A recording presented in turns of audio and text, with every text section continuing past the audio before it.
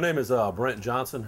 I've been competing in mixed martial arts now for about a year and a half. I was a high school wrestler, did a little bit of freestyle wrestling after high school, and I've been a law enforcement officer for about 17 years now. We train here at the Mathis Martial Arts Center with a lot of really good fighters.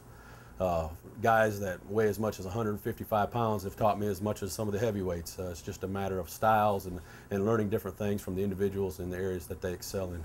I get a lot of support from the guys here at the center. I'm considered the elder statesman. I'm 39 years old, so they give me a lot of props for doing what I do at the level that I'm doing it at my age, and they've really helped me push me along. I was pretty happy with my last fight. I competed for the super heavyweight title belt at Winter Heat, and I won in the first round 24 seconds into the fight, so I was fairly happy with that. I was looking for a little bit more of a test, but I'll never complain about a win.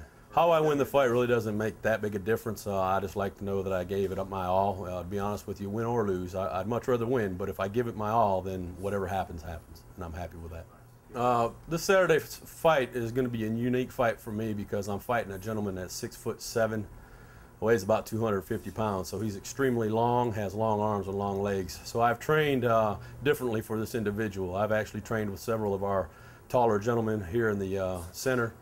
And I've also done a lot of pad work where I'm having to strike up instead of straight forward. I like loud music, loud heavy metal.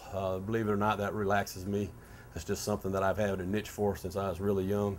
And the louder the better, the harder the better. Any particular group you like? Pantera, Motorhead, Five Finger Death Punch, things along that line are what I like to listen to. In the past, I have gotten a little bit nervous. If anything, I would say I get excited, meaning my awareness goes to another level. I pretty much focus on the individual that I'm having to deal with. As a matter of fact, I've had to be reminded by the referee to pay attention to him a couple times when getting instructions because my focus is not on the referee, it's on my opponent the minute I walk in the cage.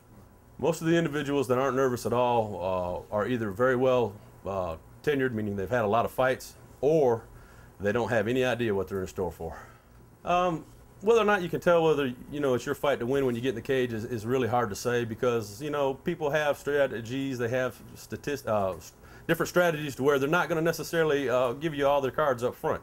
They may just, be feeling you out or whatnot, or, trying to get you to, or bait you into something that they're setting you up for. So I don't let my cards get shown, and I don't let my guard down because you can never predict what an individual is going to do next in that cage. I generally have a really good idea that I'm going to be stronger than the individual that I'm going up against just because I'm a lot shorter than most and I'm quite a bit stockier. Every once in a while I'll take a punch that'll make me go, oh, wait a minute, this guy might not be such a slouch after all.